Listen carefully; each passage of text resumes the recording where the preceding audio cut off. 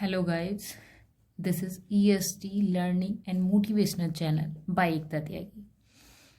And first to all of you, Happy New Year. I wish आप सभी की सारी विशेस पूरी हो इस नए साल के साथ। जो भी आपने अपने एम्स बना कर रखे हैं वो एम्स आपके पूरे हों, आपको एक सक्सेस मिले।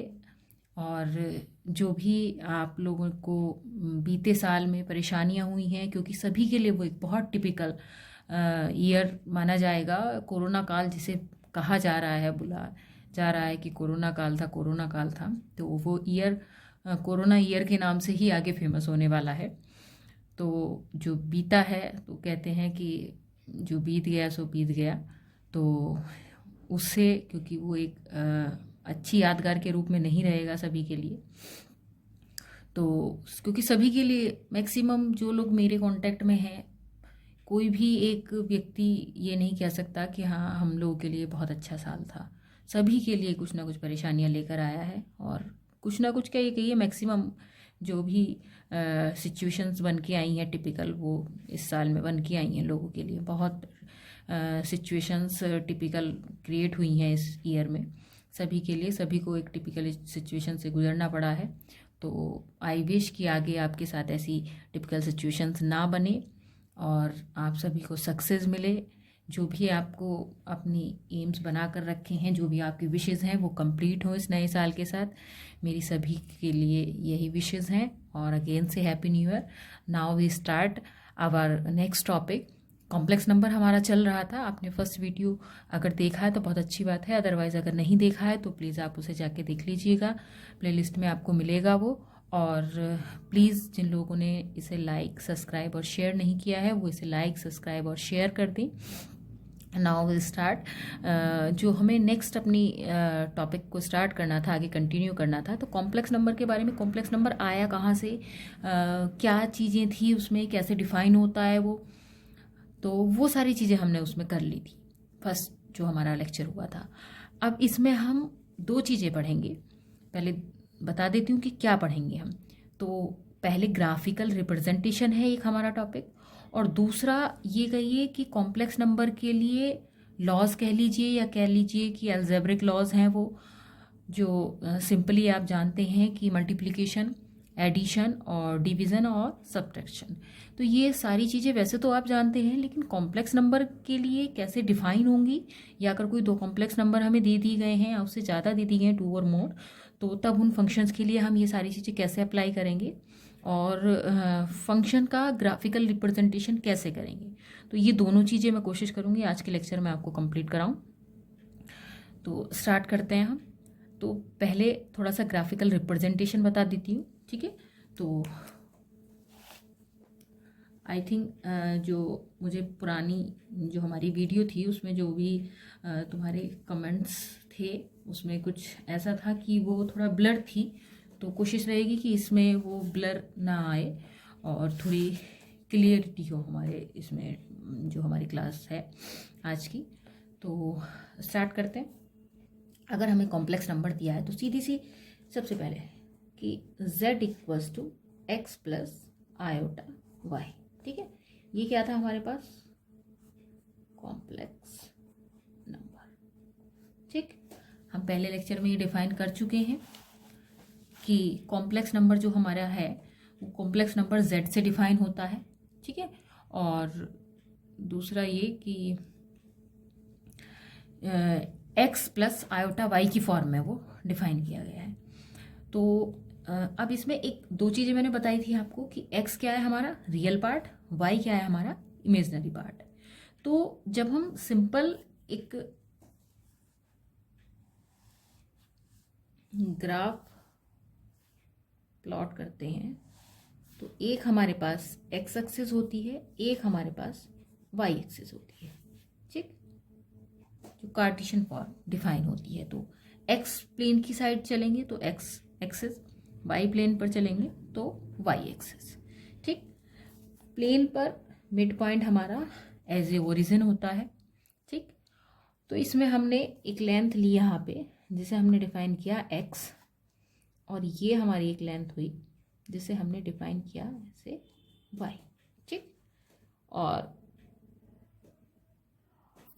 इन दोनों की लेंथ को जो डिफाइन कर रही है, इसे हमने सपोज करो ओरिजिन को ओ मान लिया और इसे हमने कोई पॉइंट पी डिफाइन कर दिया। ठीक है, तो यहाँ जनरली जो हम सिंपल फॉर्म पढ़ते हैं उसमें क्या है, एक्स एक्सिस वाई एक्सिस। अब यहाँ हमें वही एक्सिस अपने कॉम्प्लेक्स नंबर में डिफाइन करनी है। तो ये एक्स एक्सिस हमारा क्या हुआ, इसे ये कह लीजिए कि रियल एक्सिस, रियल एक्सिस। ठीक, और ये हमारा ये कह लीजिए कि इमेजनरी, इमेजनरी एक्सिस। क्लियर? ठीक, ये रियल एक्सिस हुआ, ये इमेजनरी एक्सिस हुआ। ठीक, तो जो हमारे पास एक्स वाली टर्म आएगी वो इस पर, जो वाई वाली टर्म है वो इस पर। ठीक, अब इसके लिए हमारे पास कोई भी अगर हमें टर्म डिफाइन करना है, जैसे सपोज करो हमारे पास फॉर एग्जांपल हमने कोई टर्म लिया कि फॉर एग्जांपल हमने कोई टर्म लिया 2+3 आयोटा। ठीक, तो इसे अगर हमें कहीं डिफाइन करना है, मैं एक रफली आप लोगों को थोड़ी सी फॉर्म बताऊंगी, बाकी आप कर सकते हो खुद से। जैसे सपोज करो हमने यहाँ 0 माना। ठीक, ये वाई एक्सिस हमारा इमेजनरी और ये हमारा रियल।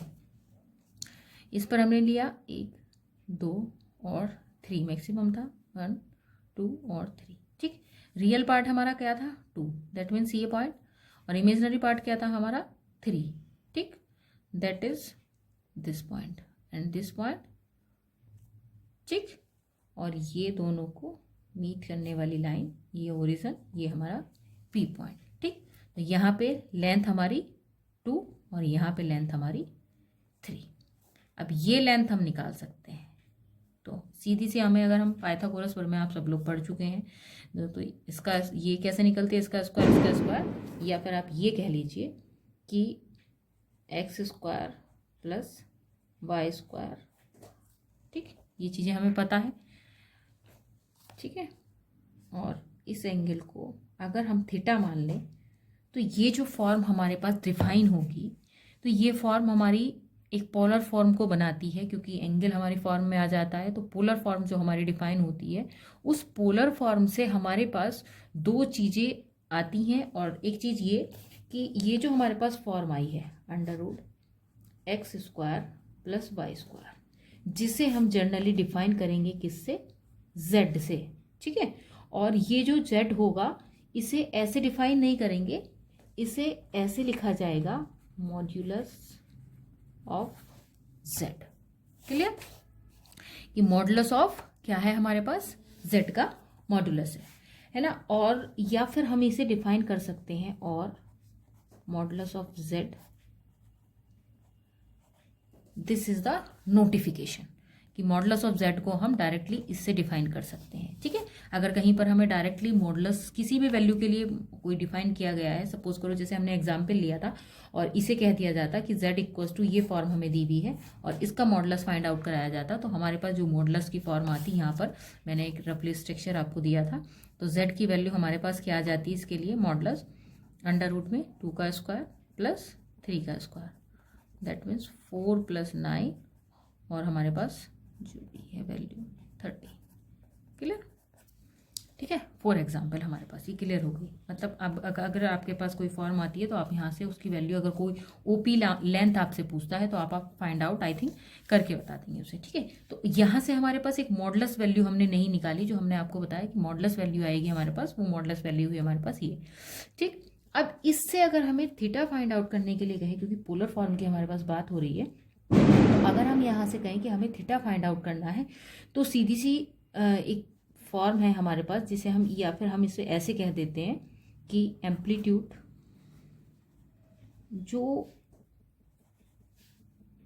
वर्ड्स में यूज़ कर रही हूँ उन चीज़ों को आप थोड़ा ध्यान में रखेंगे।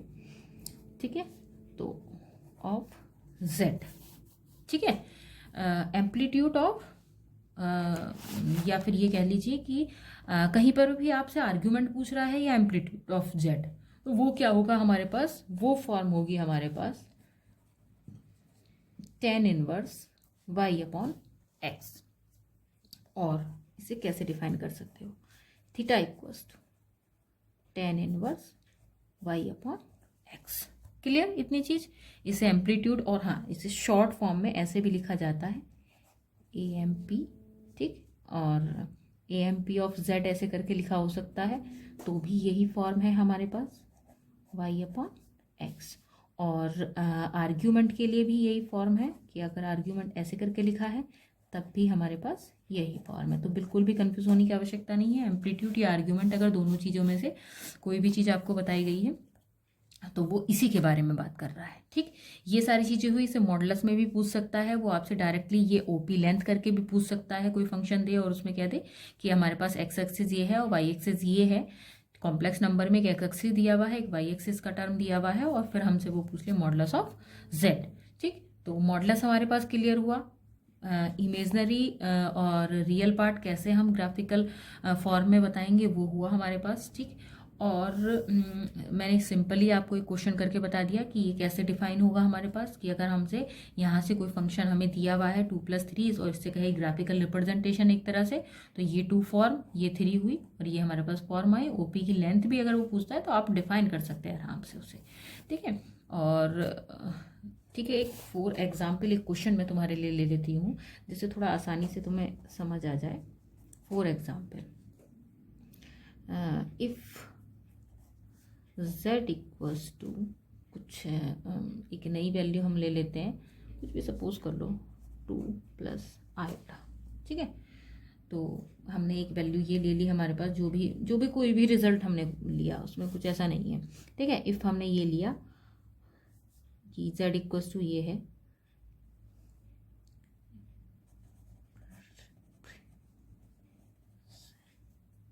Station of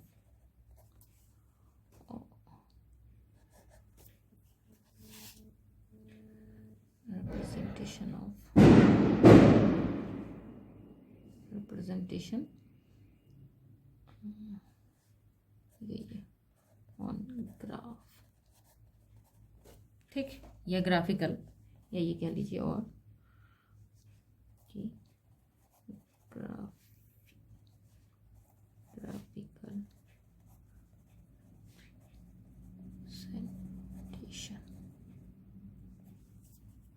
representation of z and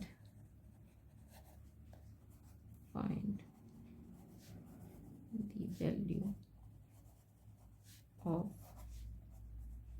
z या मॉडुलस z, बात एक ही है, ठीक है, clear. If z equals to 2+i, representation on graph, representation on graph यहाँ भी कह सकता है वो खाली कि इसका रिप्रेजेंटेशन कर दीजिए आप ग्राफ पर, या फिर मैंने लिख दिया है और ग्राफिकल रिप्रेजेंटेशन ऑफ z, उसका graphical representation, and find the value of z। Question आपको डिफरेंट लैंग्वेज में हो सकता है, बस आपको समझना है उसका मीनिंग क्या है, वो पूछना क्या चाह रहा है, ठीक है। तो सिंपल सी फॉर्म है हमारे पास, हम पहले ही बता चुके हैं उस बात को। तो सबसे पहले आप ये देख लीजिए ग्राफिकल, ठीक है, ये हमारा ओरिजिन हुआ। एक हमने यहाँ पे लिया y एक्सिस, ये हमारे पास x एक्सिस, और ये क्या था हमारे पास रियल, और ये क्या था हमारे पास इमेजिनरी, ठीक। तो ये इमेजिनरी पार्ट हुआ, ये रियल पार्ट हुआ। हमें क्या मैक्सिमम हमारे पास 2 है, तो 1 और 2, 3 ले लेते हैं, 1 2 एंड 3। तो रियल पार्ट में क्या है 2 और इमेजिनरी पार्ट में क्या है 1। रिप्रेजेंट समथिंग टाइप, एक फॉर्म हमारे पास यहाँ आई जिसे हमने डिनोट किया P से। तो ये तो हुआ हमारे पास क्या 2, ये लेंथ 2 हुई और ये लेंथ कितनी हुई 1, क्लियर। अब ये लेंथ हमें निकालनी है।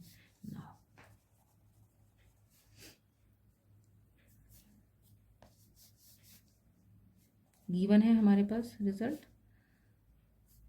z equals to 2+i and OP की फॉर्म हमें निकालनी है। तो OP की फॉर्म हमने पहले ही बता दी आपको, आप डायरेक्टली यूज़ कर सकते हो, x² + y²। x² क्या है हमारे पास 2 का स्क्वायर प्लस 1 का स्क्वायर, क्या हुआ फॉर्म हमारे पास 4 + 1, दिस इज द √5, ठीक। अब इसे आप या तो ये कह लीजिए कि मॉडुलस ऑफ z, और इस तरह से भी रिप्रेजेंट कर सकते हैं, this is the answer, clear. एक क्वेश्चन आपको क्लियर है, ठीक है। और चाहो तो आप इसे पूरा अपना एक स्क्रीनशॉट ले लो, जिससे तुम्हें थोड़ी सी चीज़ें क्लियर हो जाए आई थिंक। और ठीक है, तो मेरे ख्याल से क्लियर होगी सारी चीज़ें, है ना। तो स्क्रीनशॉट तुम ले सकते हो आसानी से। कोई चीज़ नहीं आ रही है तो वो पूछ सकते हो आप कमेंट्स में जाके, है ना।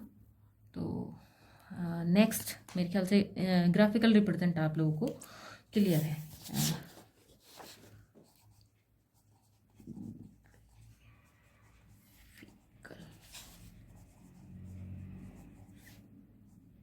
प्रेजेंटेशन, जो हम ग्राफिकल रिप्रेजेंटेशन कर रहे थे उसे ही मैंने ऐसे करके लिख दिया, प्रेजेंटेशन ऑफ कॉम्प्लेक्स नंबर, ठीक। ग्राफिकल रिप्रेजेंटेशन किसका है, ये हमारे पास कॉम्प्लेक्स नंबर का, ठीक है। अब नेक्स्ट चीज़ हमने क्या बताई थी आपको कि 4 प्रॉपर्टीज़ हमारे पास आती हैं, तो चारों प्रॉपर्टीज़ को करते हैं, ठीक है। और किसके साथ, विद एग्जाम्पल, कोशिश करूँगी कि विद एग्जाम्पल आपको सारी चीज़ें मैं क्लियर करा दूँ, है ना। तो वही सारी चीज़ें अभी क्लियर कर लेते हैं। इसमें कोई भी क्वेरी आपकी हो तो वो आप पूछ सकते हो, ठीक। तो करते हैं स्टार्ट। लॉज ऑफ, ये कह लीजिए laws of algebra complex number के लिए, या फिर कॉम्प्लेक्स नंबर की सिंपल प्रॉपर्टीज, ठीक है। तो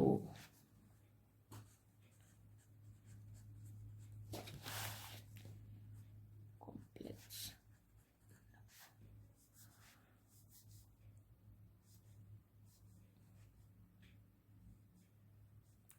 इसे लिख देती हूँ, फॉलोज एज लॉज ऑफ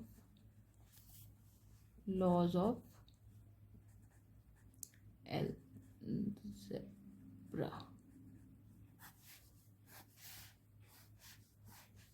ठीक। Laws of algebra, first property हमारे पास ऐसे एडिशन,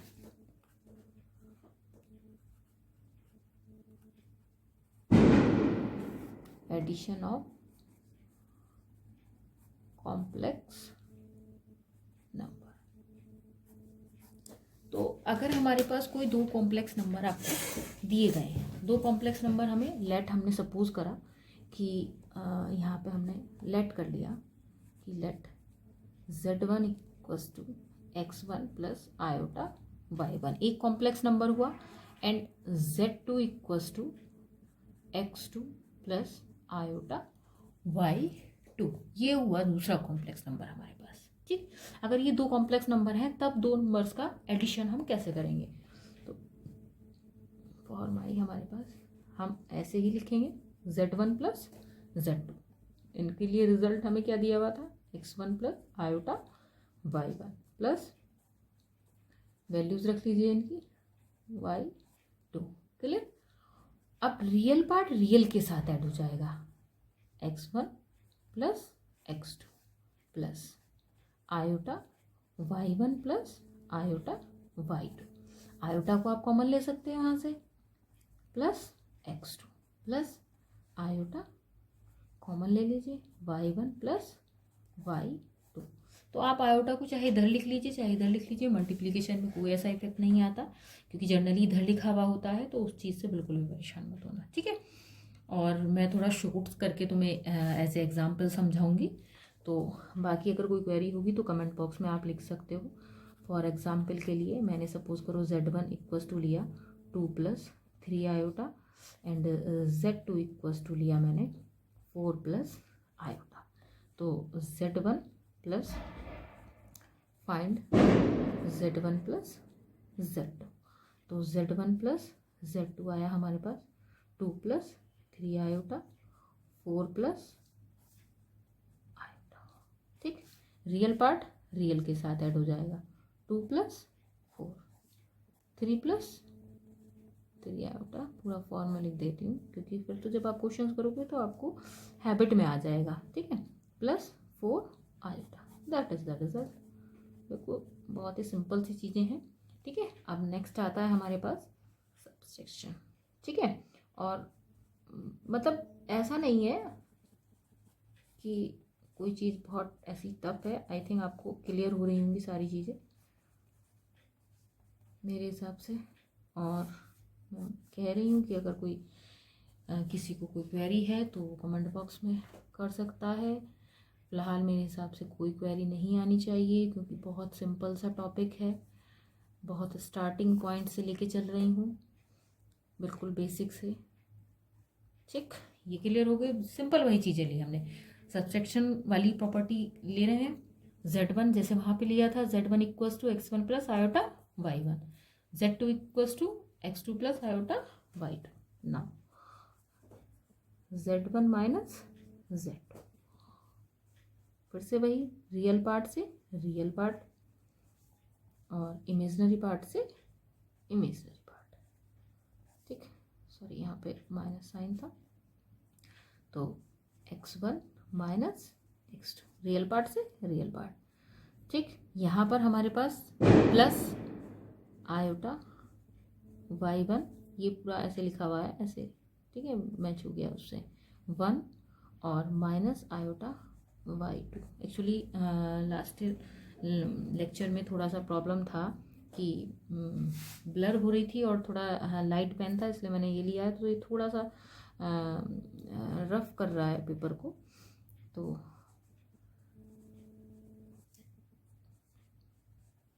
कोशिश करना चीज़ों को समझने की, क्योंकि हो सकता है इसमें राइटिंग इतना क्लियर नहीं है।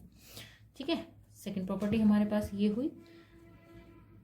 फॉर एग्जाम्पल इसे भी ले सकते हो ऐसे ही, जैसे सपोज करो हमने यहाँ पे लिया 4 प्लस 3 आयोटा, और एंड z2 की वैल्यू हमने कुछ ले ली यहाँ पे 2 प्लस आयोटा, है ना। और z1 minus z2, 4 plus 3 iota minus 2 plus iota. Form क्या आ जाएगी हमारे पास रिजल्टेंट, 4 माइनस 2, रियल पार्ट से रियल पार्ट, प्लस फिर क्या था 3 माइनस 1, क्योंकि यहाँ पे क्या है इनटू में, वहाँ भी वही मैंने इसलिए लिया।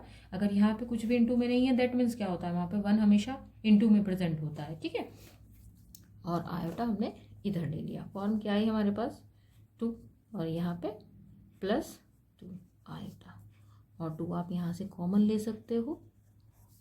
That is the result. अब नेक्स्ट आता है हमारे पास थर्ड, मल्टीप्लिकेशन। मल्टीप्लिकेशन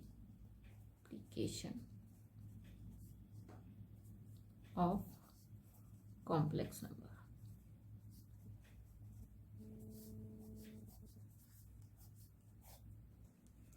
ठीक, फिर से वही चीज़ें मान ली हमने। लेट z1 एक नंबर हमने इक्वल्स टू ले लिया कि x1 plus iota y1, and z2 एक नंबर लिया हमने x2 प्लस आयोटा y2। दोनों का मल्टीप्लिकेशन करना है हमें, तो z1 इंटू z2। थोड़ा सा बस कंफ्यूजन होता है मल्टीप्लिकेशन और डिवीज़न में। ठीक, into x2 plus iota y2। Multiplication करना है तो मल्टीप्लिकेशन हमें पता होता है, दो अगर डिफरेंट टर्म्स हैं हमारे पास, तो फर्स्ट टर्म की पहले फर्स्ट टर्म से, फिर फर्स्ट टर्म की सेकंड टर्म से, x1 into x2 plus x1 into iota y2, iota y1 और x2 प्लस आयोटा y1 और आयोटा y2। ठीक, यहाँ पर रिजल्ट आया हमारा x1 x2 plus x1 y2 into में आयोटा y1 x2 इंटू में आयोटा, और यहाँ पे फॉर्म आई हमारे पास y1 y2 और आयोटा का स्क्वायर। अब एक रिजल्ट हमें पता था कि चाहो तो आप वी नो दैट करके लिख सकते हो, और डायरेक्टली आप यहाँ कर सकते हो कि x1 इंटू x2 प्लस की जगह यहाँ पे माइनस हो जाएगा, क्योंकि हमारे पास एक रिजल्ट होता था जिसे आप ऐसे करके लिख सकते हो। आयोटा स्क्वायर मैंने स्टार्टिंग में बताया था क्या था, -1। यहाँ पे रिजल्ट रख दो -1, ये आया हमारे पास, और ये हम ब्रैकेट लगा देंगे क्योंकि ये क्या एक रियल पार्ट की फॉर्म हमें डिफाइन करेगा, ठीक है। और प्लस आयोटा को यहाँ से बाहर ले लो, y1 और x2, that is the imaginary part, ठीक। तो जो भी फॉर्म आएगी हमारे पास वो इस फॉर्म में आएगी, ठीक है। नेक्स्ट हमारे पास प्रॉपर्टी बच जाती है किसकी, डिवीज़न वाली, कि हम दो टर्म अगर हमें कहीं दिए हुए हैं तो उनके लिए हमारे पास आई थिंक आप लोगों को ये क्लियर हो रहा होगा पूरा, ठीक है। चाहो तो अपना स्क्रीनशॉट ले सकते हो जिससे सारी चीज़ें थोड़ी क्लियर हो जाए, है ना। तो ये क्लियर होगा तुम्हें। और हमारे पास एक प्रॉपर्टी और बची है जो फोर्थ प्रॉपर्टी है, क्या है, एज ए डिवीज़न, ठीक। तो हाँ, तो फोर्थ प्रॉपर्टी थी हमारी डिवीज़न ऑफ कॉम्प्लेक्स नंबर, ठीक है। डिवीज़न ऑफ कॉम्प्लेक्स नंबर से जो हमारा मल्टीप्लिकेशन करके आए हैं वो एक तो रिवाइज होगी इसमें, क्योंकि मल्टीप्लिकेशन है, दो टर्म का आएगा उसमें। और एक चीज़ इसमें क्या आएगी, कॉन्जुगेट ऑफ कॉम्प्लेक्स नंबर। तो सबसे पहले हम क्या कर लेते हैं, लेट कर लेते हैं टू नंबर्स, जैसे हमने किया था अभी कि लेट z1 इक्वल्स टू क्या है, x plus iota y1 and z2 equals to x2 plus iota y2, clear. और कॉन्जुगेट एक चीज़ मैंने आपको बताई, कॉन्जुगेट होता क्या है इन्हीं दो टर्म के लिए, कॉन्जुगेट ऑफ z, किसी टर्म के लिए अगर हमें सपोज करो हमने z माना था क्योंकि यहाँ पे, तो z के लिए अगर कॉन्जुगेट हमें निकालना है तो that is the representation of this z बार। और अगर हमने ये मानिए कि z इक्वल्स टू क्या लेके चले थे हम स्टार्टिंग में, मैंने बताया था कि z इक्वल्स टू क्या है, x प्लस आयोटा y, ठीक। यहाँ मैं थोड़ा सा लिख देती हूँ जिससे तुम्हें थोड़ा कन्फ्यूजन ना रहे, ब्रैकेट में करके x प्लस आयोटा y। तो अगर z की वैल्यू ये है तो z बार की वैल्यू क्या हो जाएगी, x minus iota y। That means क्या हुआ कि जो हमारा इमेजनरी पार्ट है वो क्या हो जाएगा, निगेटिव हो जाएगा। रियल पार्ट पे कोई इफेक्ट नहीं आएगा, जो इमेजनरी पार्ट है उसका साइन चेंज हो जाएगा। अगर सपोज करो हमें पॉजिटिव में दिया हुआ है तो वो निगेटिव हो जाएगा, और निगेटिव दिया हुआ है तो पॉजिटिव हो जाएगा, ठीक। कॉन्जुगेट हमारा क्लियर हुआ। अब बात आती है हमारा डिवीज़न। अगर हमने कोई दो नंबर्स का डिवीज़न, जैसे सपोज करो यहाँ लिए थे हमने z1 और z2, तो डिवीज़न होगा तो ऐसे लिखा जाएगा z1 अपॉन z2, या ऐसे करके भी z1 एंड z2। तो इसकी फॉर्म के लिए हमें क्या करना है, z1 अपॉन z2, इसको इसके कॉन्जुगेट से मल्टीप्लाई कर दो, ठीक। z2 को उसके कॉन्जुगेट से, जो भी वैल्यू हमें दी हुई है उसके कॉन्जुगेट से मल्टीप्लाई कर दो। अब उसका वैल्यू क्या है वो देख लेते हैं। z1 की वैल्यू क्या है, x1 प्लस आयोटा y1, ठीक, अपॉन z2 की वैल्यू क्या है, x2 plus iota y2। Multiplication किससे करना है, उसके कॉन्जुगेट से। तो कॉन्जुगेट हमें क्या दिया हुआ, ये प्लस वैल्यू थी, ठीक है। और हमें क्या करना है, negative value, x2 minus iota y2, x2 minus iota y2, ठीक। तो अब इन्हें हमें सिंपल मल्टीप्लिकेशन करना है। यहाँ पे क्या आ जाएगी हमारे पास फॉर्म, ये फॉर्म किसकी बन रही है, x का स्क्वायर प्लस माइनस माइनस हो जाएगा आयोटा का स्क्वायर और y2। पूरा सिंप्लीफिकेशन करके कर रही हूँ मैं, बाकी आप डायरेक्ट इसे कर सकते हो, x1 प्लस आयोटा y1 और इन दोनों का मल्टीप्लिकेशन हो जाएगा आयोटा y2। और यहाँ पे ये वाली जो फॉर्म है इसे तुम डायरेक्ट ये वाली फॉर्म भी यूज़ कर सकते हो, a प्लस बी और a माइनस बी की फॉर्म क्या होती है, a square minus b square, ये डायरेक्टली यूज़ कर सकते हैं। आयोटा की वैल्यू क्या है हमारे पास, -1, तो यहाँ पे रिजल्ट क्या आ जाएगा, x1 इंटू x2, ठीक, और माइनस x1, इसको हमने इससे मल्टीप्लाई किया, ठीक, और y आयोटा को इधर लिख देते हैं, ठीक, प्लस x2 y1 और इंटू में आयोटा। अब ये प्लस माइनस माइनस और आयोटा का स्क्वायर और y1 इंटू y2, ठीक। यहाँ पे रिजल्ट नीचे आया x2 का स्क्वायर और आई स्क्वायर की वैल्यू -1। तो आप इसे डायरेक्टली ये रिजल्ट लिख सकते हैं a square plus b square वाली फॉर्म, क्योंकि आयोटा स्क्वायर की वैल्यू क्या होगी, -1। वो चीज़ें हम पहले ही फर्स्ट लेक्चर में अपनी क्लियर कर चुके हैं। यहाँ पे रिजल्ट क्या आया, x1 x2, ठीक, और यहाँ पे आयोटा की वैल्यू आई। तो देखो यहाँ पे जब हमने मल्टीप्लाई किया था, एक बार दोबारा से मैं सिंप्लीफाई कर देती हूँ उस चीज़ को, यहाँ पे हमने किया प्लस माइनस माइनस और एक रिजल्ट हमारे पास क्या आया, ये आयोटा स्क्वायर, तो आयोटा स्क्वायर की वैल्यू -1, तो यहाँ रिजल्ट क्या हो जाएगा, +1, क्लियर। अब यहाँ से माइनस कॉमन ले लो, यहाँ क्या बचा, x1 y2 minus x2 y1 और n2 में आयोटा।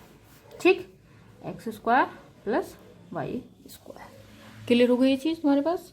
ठीक, यहाँ से हमारे पास ये टर्म किसका आया जो रियल पार्ट बन गया, ये टर्म किसका आया जो हमारे पास इमेजनरी पार्ट बन गया। ठीक है, चाहो तो इसे सेपरेट करके ऐसे लिख सकते हैं y1 और y2 upon x square plus y square plus sorry minus है यहाँ पे इसे आयोटा। ठीक, x2 x1 y2 minus x2 y1 upon में वैल्यू क्या है एक्स का स्क्वायर प्लस वाई का स्क्वायर। क्लियर हो। अब इस पर एक एग्जाम्पल कर लेते हैं। फॉर एग्जाम्पल हमने कुछ लेट कर लिया, एक एग्जाम्पल करके दिखा देती हूँ दोनों चीज़ों के लिए, क्योंकि मल्टीप्लिकेशन के लिए भी हमने कोई एग्जाम्पल नहीं किया था और जब हम इसको सॉल्व करेंगे तो मल्टीप्लिकेशन का एग्जाम्पल ऑलरेडी इसमें आ जाएगा। ठीक है, यहाँ पे 2 का मल्टीप्लिकेशन था तो वो चीज़ यहाँ पे इंक्लूड हो जाएगी। तो हमने सपोज करो यहाँ पे कुछ मान लिया कि z कर 1 equals to 2 plus 3 iota and z2 equals to 3 plus 4 iota and find the value of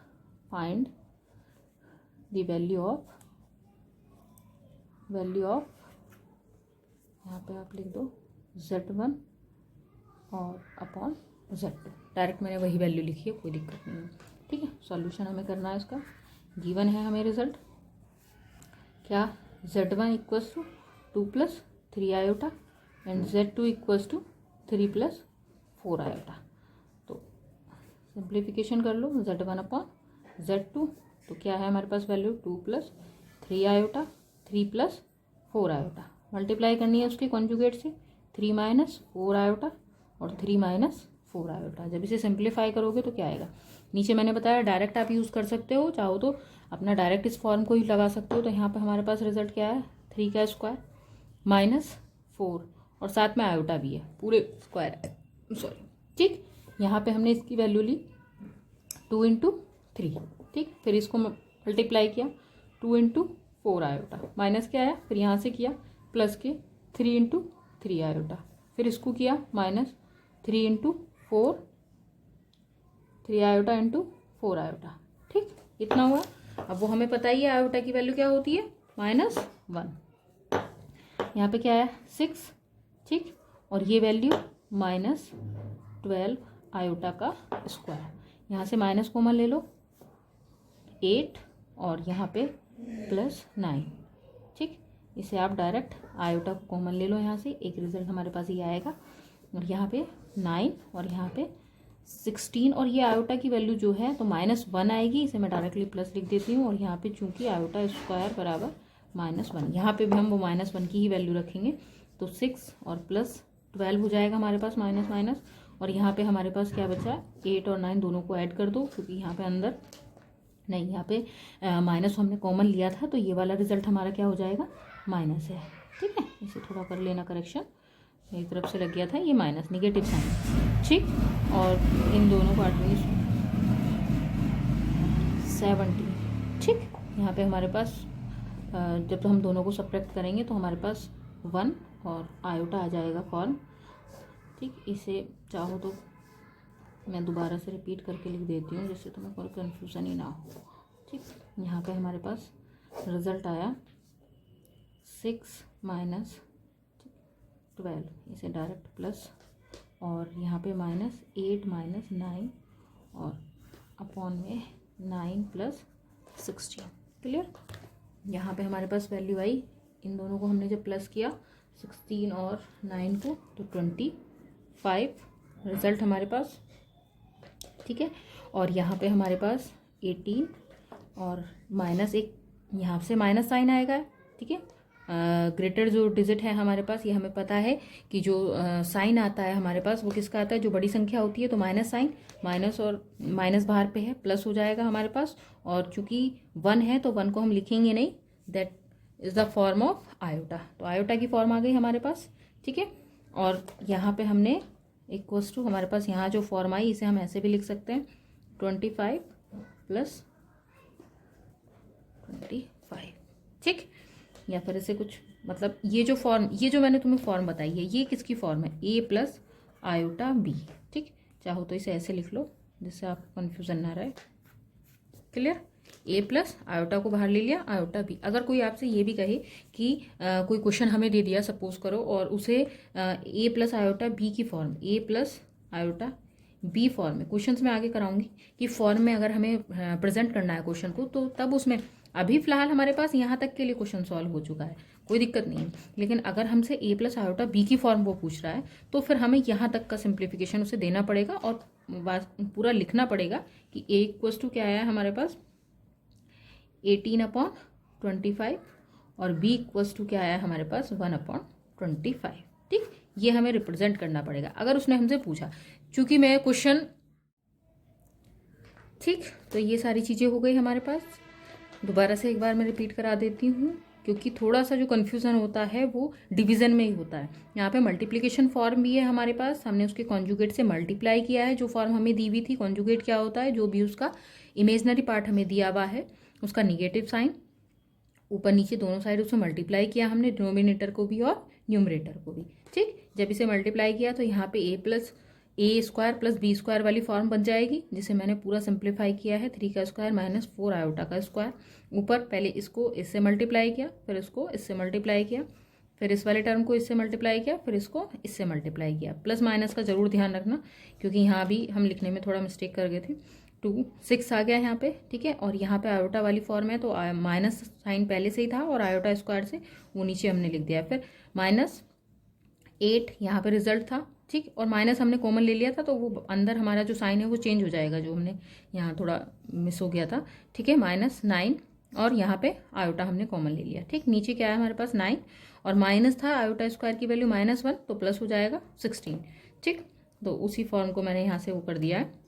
फिर क्या है हमारे पास, यहाँ से हमने इसे प्लस कर दिया, 6 + 12 हो गया। यहाँ पे 8 - 9 हो गया, आयोटा बाहर आ गया हमारे पास। जब इन्हें सॉल्व किया तो -1 आया, माइनस माइनस प्लस हो जाएगा, ये 18 आया, यहाँ 24। और इसे ए प्लस बी की फॉर्म में भी रिप्रेजेंट करके मैंने आपको बता दिया। जब हम क्वेश्चंस करेंगे तो आगे और चीज़ें आपको समझ में आ ही जाएंगी। आई थिंक ये सारी चीज़ें graphical representation of complex number और उसकी जो भी प्रॉपर्टीज़ थी, एडिशन, सब्ट्रैक्शन, मल्टीप्लिकेशन और डिवीज़न, ये आपको क्लियर हो गई होंगी, ठीक है। एक बार मैं आपको दोबारा से इसका जो भी स्क्रीनशॉट अगर आपको लेना है तो वो दिखा दूँ, क्योंकि करते वक्त ऐसा होता है एक्चुअली पूरा नहीं हो पाता, ठीक है। तो आई थिंक आपको क्लियर हो रहा होगा पूरा, ठीक। ये हमारा फर्स्ट था जो ग्राफिकल रिप्रेजेंटेशन हमने किया था, ठीक, फर्स्ट नंबर है ना। और उसके बाद हमारे पास सेकंड हमारे पास ये था, ठीक है ना, ये सेकंड नंबर हमारे पास। फिर हमारे पास आया थर्ड, क्लियर, ठीक है। और एट लास्ट आप सभी को मेरी तरफ से न्यू ईयर की बहुत बहुत बधाइयाँ, और आई विश कि आपकी जो भी एम्स हैं वो सारे कंप्लीट हों, आपके घर में खुशियाँ आएँ इस साल के साथ, और जो भी अपॉर्चुनिटीज़ आप चाहते हैं वो आपको, मैक्सिमम अपॉर्चुनिटीज़ आपको मिलें, आपकी लाइफ में सक्सेस हो। मेरी तरफ से सभी के लिए बेस्ट विशेज़ हैं आपकी, जो भी आपने अपने एम्स बना के रखे हैं वो आपके कंप्लीट हों, इसमें आपको सक्सेस मिले। And thank you for watching this video.